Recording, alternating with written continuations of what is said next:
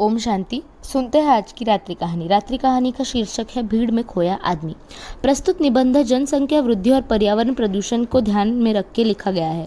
मनुष्य यदि जनसंख्या वृद्धि पर नियंत्रण नहीं लाएंगे तो वह दिन दूर नहीं जब हम सभी स्वयं इस भीड़ में और इससे उत्पादन समस्याओं में पूरी तरह खो जाएंगे। इस कथा प्रसंग में उठाई गई समस्याएं समाधान की ओर अग्रसर करती है।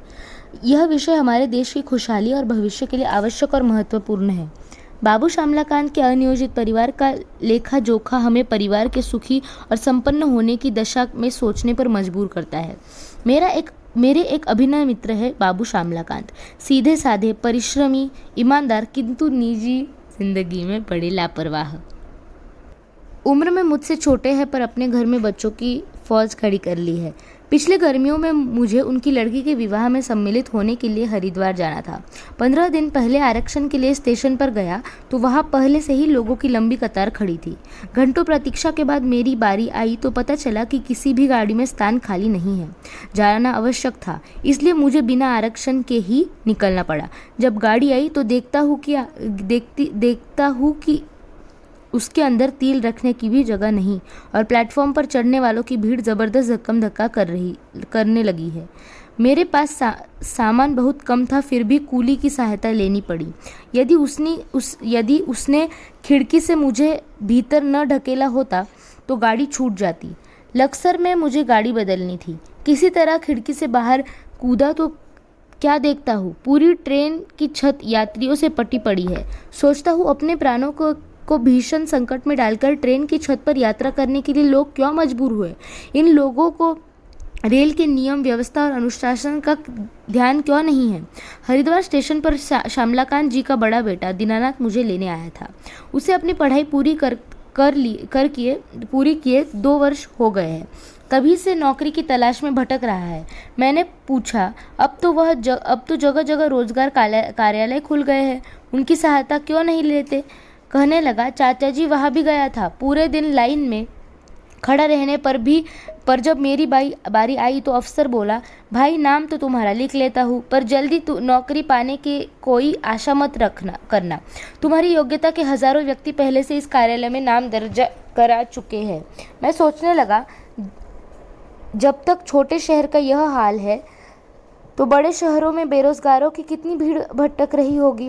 घर पहुंचा तो छोटे से मकान के सामने ठूसम ठास और बच्चों की भीड़ देखकर मेरा दम घुटने लगा। मैंने श्यामला बाबू से पूछा, क्या तुम्हारे पास यही 2 कमरे हैं। वे बोले, क्या करूं मित्र, 2 वर्ष पहले इस शहर में आया था, तभी से मकान की तलाश में भटक रहा हूँ। शहर में चक्कर काट कर जूते घिस गए। निराश होकर जब थक गया तब साल भर बाद मकान के नाम पर सिर छिपाने के लिए गली के अंदर यह छत मिली है। शहर पहले की तुलना में कई गुना फैल चुका है। दूर दूर तक नई कॉलोनी बन गई है। फिर भी मेरी तरह न जाने कितने लोग मकानों के लिए भटक रहे हैं। हमारे देश में बढ़ती हुई आबादी का ही यह दुष्परिणाम है। जनसंख्या बढ़ रही है, मकान और खाद्यान्न घट रहे हैं। उसी समय श्यामला जी की पत्नी जलपान लेकर आई। उनके पीछे उनके 3 छोटी लड़कियां और पल्ला पकड़े 2 छोटे लड़के। मैं उनकी दुर्बल काया और पीला चेहरा देखकर स्तब्ध रह गया। मैंने पूछा, कब से अस्वस्थ है, डॉक्टर को दिखाकर इलाज नहीं करा रही है क्या। वे फीकी मुस्कान मुस्कुरा दी। बोली, भाई साहब, इतने बड़े परिवार में हर रोज कोई न कोई बीमार रहता है। डॉक्टर को दिखाने अस्पताल गई थी पर अस्पतालों में आजकल रोगी और उनके संबंधी मधुमक्खी के छत्ते की तरह डॉक्टर को घेर लेते हैं। वह भी अच्छी तरह किस को देखे। आजकल तो ऐसा लगता है मानो पूरा शहर ही अस्पताल में उमड़ आया है। समझ में नहीं आता ऐसी भीड़ क्यों है। अब यही देखिए ना, मेरी तबीयत भी ढीली सी रहती है। सोचा था विवाह के कपड़े दर्जी से सिलवा लूंगी। बड़े बेटे को दर्जी के यहाँ भेजा, लेकिन वह किसी भी दुकान पर गया, हर दर्जी ने पहले से सिलने आए कपड़े का ढेर दिखाकर अपनी मजबूरी जाहिर कर दी। पहले ग्राहक का स्वागत होता था, अब उसे भी चिचौरी सी करनी पड़ती है, फिर भी समय पर काम नहीं होता। दुकान पहले से कहीं अधिक खुल गई है, लेकिन ग्राहकों की बढ़ती हुई भीड़ के लिए वे अब भी कम पड़ रही है। तभी बाहर से दूसरे बेटे सुमंत का हारा थका झुंझलाया स्वर सुनाई दिया। माँ, जल्दी से 1 कप चाय बना दो, आज पूरा दिन राशन की दुकान पर लग गया। इतनी भीड़ थी कि लाइन खत्म होने को ही नहीं आती थी। फिर भी पूरा सामान नहीं मिल पाया। मैं सोचने लगा, आखिर इन सब का कारण क्या है? मोहल्ले मोहल्ले दुकान है, मकान पहले से अधिक बन गए और बनते जाते हैं। रोजगार के अनेक रास्ते निकल आए हैं।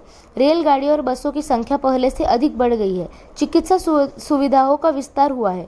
फिर भी लोगों की आवश्यकताएं पूरी नहीं हो पा रही है। जहाँ देखिए भीड़ ही भीड़। यह भीड़ क्यों बढ़ती जाती है? क्या आदमी स्वयं इसके लिए उत्तरदायी नहीं है? घर में बच्चों की भीड़ है।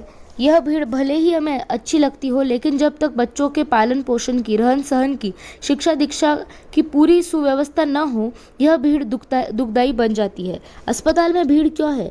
क्या यह भीड़ किसी को सुहाती है? क्या कोई स्वेच्छे से अस्वस्थ होता है? नहीं, स्वयं कोई बीमार नहीं होना चाहता। बीमारी कुपोषण से, गंदे और संकीर्ण मकानों के दूषित वातावरण से होती है। यदि सीमित परिवार हो, स्वच्छ जलवायु है और खाने के लिए भरपूर भोजन सामग्री हो, तो बीमारी से बचा जा सकता है। रेल बस में भीड़ का कारण भी बढ़ती हुई जनसंख्या है। देश के अनुशासन पर दुष्प्रभाव पड़ता है। सड़क पर दुर्घटनाएं होती है। सार्वजनिक स्थानों पर नियम और व्यवस्था का पालन नहीं होता।